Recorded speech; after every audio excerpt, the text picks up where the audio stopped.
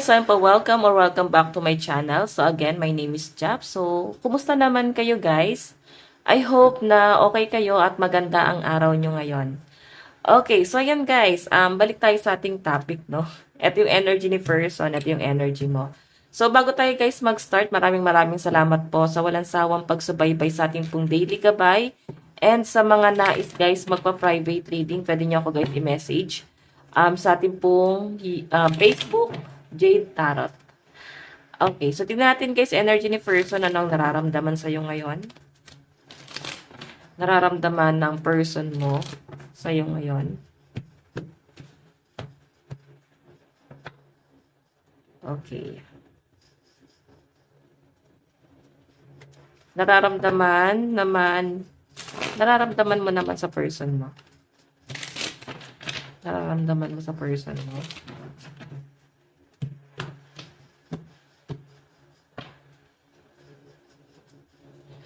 Okay. So, tignan natin sa energy ni person. Nararamdaman niya sa'yo ngayon. Mukhang pangarap ka ng person mo. Ikaw yung gustong-gusto niya, guys, makuha. So, sa pinapakita sa akin, guys, eto si person, guys, mataas ang ambisyon niya para sa relasyon yung dalawa. Okay, gusto kanya, guys, isama sa pangarap niya. Kung nagkakaroon man kayo guys, ng ups and down, so, maaaring hindi nyo, guys, nararamdaman si person nyo, guys, ambitious siya, no? Kasi the star yung energy niya. Nararamdaman niya, guys, gusto niyang ibigay lahat sa inyo. Gusto niya maging stable ka or ayaw kanya na sigurong mahirapan. Okay? Tingnan natin, guys, ano naman po ang tingin sa person mo. Meron tayong 7 of Pentacles. Diba? Sabi ko sa inyo ikaw kasi yung tipo ng tao na hindi ka sanay ng hindi nagtatrabaho or kumikita. So, hinahadlangan mo siya. So, wala naman guys yung masama sa person mo.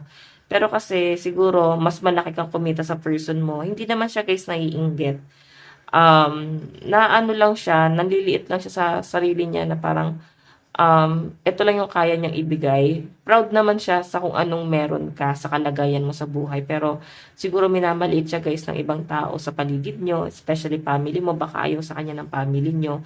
Kaya itong taong to guys, nakikita ko na para bang gusto niya talaga guys magsumikap sa buhay. Tignan natin guys, ano naman po yung action ni person. Meron tayo guys 9 of cups, di ba? So, maaring makukuha ng person mo guys yung pangarap niya na yon para sa inyong dalawa at yung success. Kasi itong person na to guys, napaka-workaholic nito at naniniwala talaga siya guys na makukuha niya yung bagay na yon. Sobrang positibo lang yung person mo dun sa bagay na yon. Okay, kasi ganun yun para ma-attract mo yung positive, kailangan think positive ka lang palagi. Huwag ka nang mag-isip ng negatibo. So, ialis nyo guys sa sarili nyo yung negative. Okay? So, si person mo guys, ayan, napaka-positibo lang sa buhay kahit na minsan, ang liit ng tingin sa kanya ng mga tao. Pinapatunayan niya po sa ibang tao na kaya niya or kahit hindi niya na guys kailangan pang patunayan sa ibang tao. At least ginagawa niya guys yung gampanin niya para sa pamilya. Okay, and sa'yo. Tapos kung sino man guys yung iba pang umaasa sa kanya. So, tingnan natin guys ano naman po yung magiging outcome na itong plano ni person kasi talagang mahal na mahal ka nitong taong to guys kaya gusto niya guys ibigay lahat sa inyo. Meron tayong 4 of Pentacles. Ayan, medyo nagtitipid siya. Siguro hindi ka naman niya tinitipid. I think tinitipid niya yung sarili niya. Okay, tinitipid niya yung sarili niya kasi gusto niya na mai-provide sa inyo. No? Mai-provide niya yung mga pangangailangan mo kahit maliliit na bagay lang guys, maibigay niya sa inyo. So, ayun, siguro na-appreciate mo naman guys yung pagiging ma-effort ng person mo kahit sa maliit na bagay. So, bottom of the deck guys, ayan, 5 of Swords. Oh, alam nyo guys, feeling ni person, minsan parang binabaliwala mo siya or minamaliit mo din siya. Tignan mo siya, ito siya Tapos ito ka. Parang nakikinig ka daw sa sinasabi ng ibang tao. Hindi nyo daw guys, nararamdaman yung pagmamahal sa inyo na tong taong to. Mahal ka ng person mo pero I think hindi mo siya guys masyadong na-appreciate kasi nasusulsulan ka ba ng ibang tao? Si person mo kasi guys hindi siya marunong mag-explain ng nararamdaman niya. Hindi niya kayang ipaliwanag yon. So, kung ano talaga guys yung pinapakita niya, Nakikita ko naman guys na mahal ka nitong taong to, pero hindi niya lang talaga guys kaya na ibigay yung mga bagay-bagay pa para sa inyo, sa family, or hindi niya pa siguro guys kayang panindigan ka talaga ng tuluyan. Kaya kung ano ang meron siya guys, yun na lang talaga yung pinagkakasya niya para sa iyo at sa pamilya nyo. So, meron tayo guys, the devil, ayan, 5 of Wands. Napakagulo ng isip ng person mo guys. Sobrang down na down tong taong to. Nakikita ko sa kanya, no, parang grabe yung disappointment niya sa sarili niya. Tapos parang tingin niya, wala ka pang believe sa kanya. Tignan natin guys, no, sa side ni person, malakas po ang mga air sign, Aquarius, Gemini, Libra, Cancer, Pisces, Scorpio. Pero mas malakas po ang mga earth sign, Capricorn, Taurus, and Virgo. So, sa side mo guys, ano bang nararamdaman mo sa person mo? Meron tayong Two of Pentacles. Diba? Nararamdaman mo sa kanya, Two of Pentacles, walang pera. Walang kayang ibigay or hindi niya guys kayang panindigan yung mga pinapangako niya. Puro ba siya pangako, tapos hindi niya guys tinutupad. Ikaw naman guys, yun nga, pwedeng, wala siguro siya guys trabaho. Baka nakadepende sa inyo.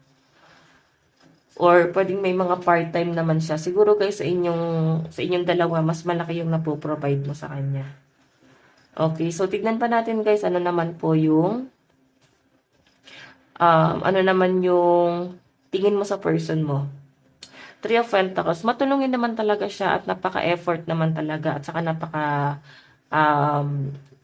maasikaso. Yan ang nakikita ko sa kanya. Napaka-artistic din itong taong to guys. So, kung naman guys yung itinatanong mo sa kanya, nasasagot naman niya. So, I think matalino tong taong to.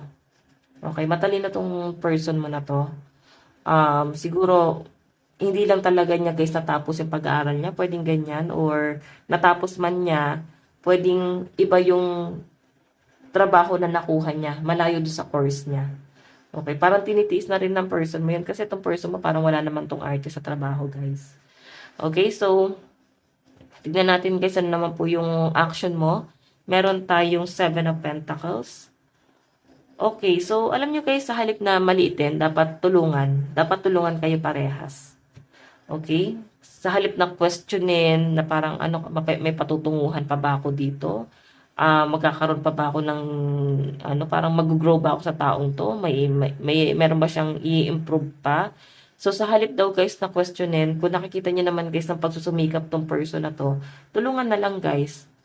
Kung alam niyo naman guys na ikaw naman yung gusto niya, 'di ba? Pero iba sa inyo kasi guys, talagang alangan kayo. Hindi man to guys patungkol lang sa pera.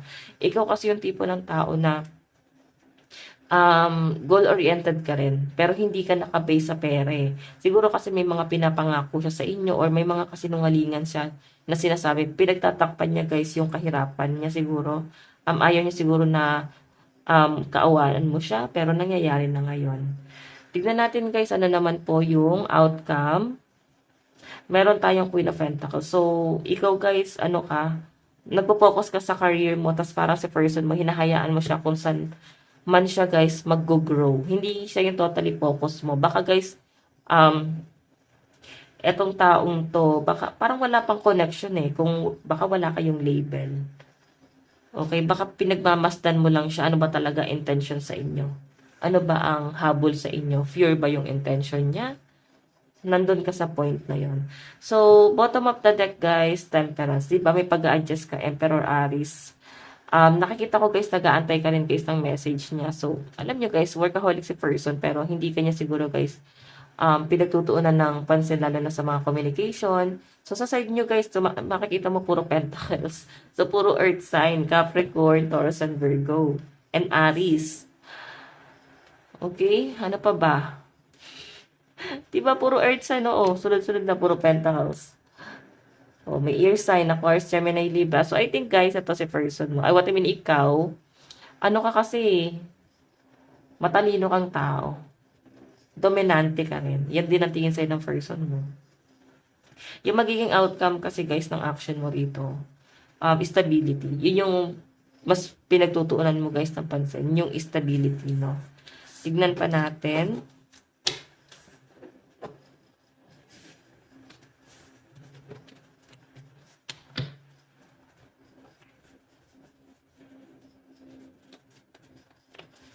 Okay, tignan natin.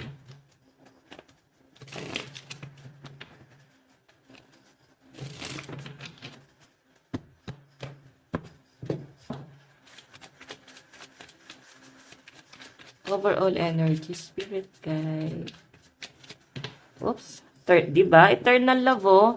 In the near future, guys, etong relasyon nyo na to, mag-work talaga siya. Maaring bago pa lang siguro kayo, eh. Kaya ganyan na parang wala pa kayong pakailam sa isa't isa.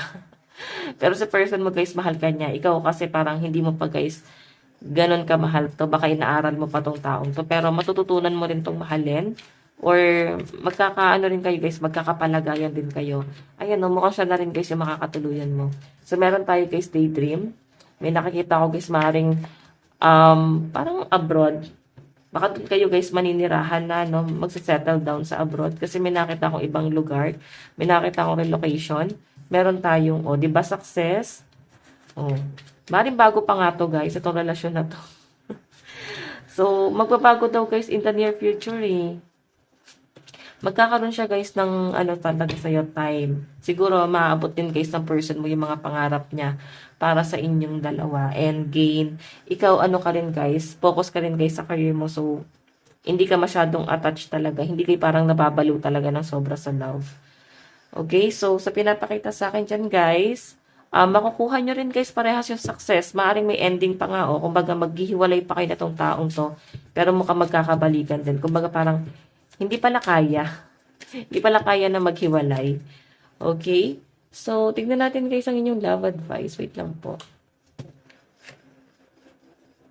Kunin ko lang to. Okay.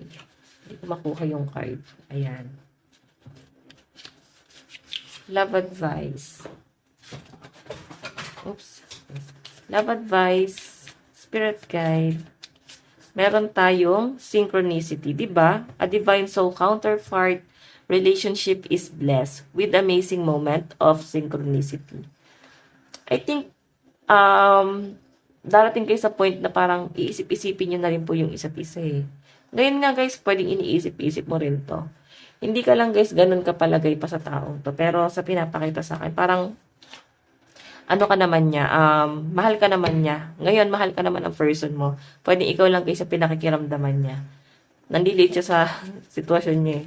Mensahe sa ni person, meron tayong just being near you is intoxicating. So, napakasaya mo lang siguro guys kasama. Sobrang positive, no? Meron tayong so many things remind me of you. Diba? Like iniisip. Pwedeng naalala ka niya sa mga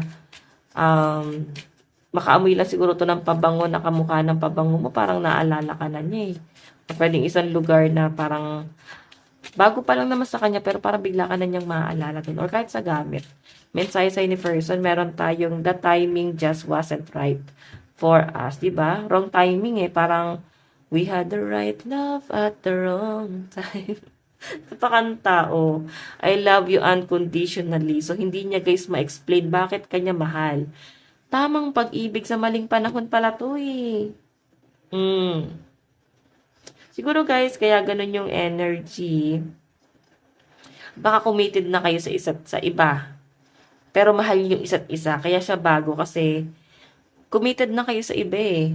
Pero kayo talaga yung pinagtagpo dito. So, nakikita ko guys, mukhang siya pa rin yung makakatuluyan mo. So, paano bang committed? Baka kasal ka sa una. Baka naman single mom, single dad ka. Pwedeng may nauna ka ng asawa. Kung hindi naman na guys committed, pwedeng may ganong scenario guys. And parang nagtagpo kayo ng person mo, parehas na kayo guys. May anak or pwedeng kasal si person or ikaw. Ganon. Pwedeng kaibigan mo nga tong taong to. Hindi mo lang guys ina-expect na mahuhulog kayo sa isa't isa, guys. Nakakatuwa naman. Ganda ng title. Tamang pag-ibig sa maling panahon, guys. Okay, so yun guys. Ito lang po ang inyong daily love reading. So, again, sa mga nais pong magpa-private reading, ay iiwan ko na lang po yung link sa atin pong description box below. Or pwede nyo ako guys i-direct message, Jade Tarot. And pwede nyo ako guys panoorin pala sa kabila. Single sign na po yung ating daily gabay. Ayan. So guys, maraming salamat po. Bukas po ulit. God bless and love you all. Bye-bye po.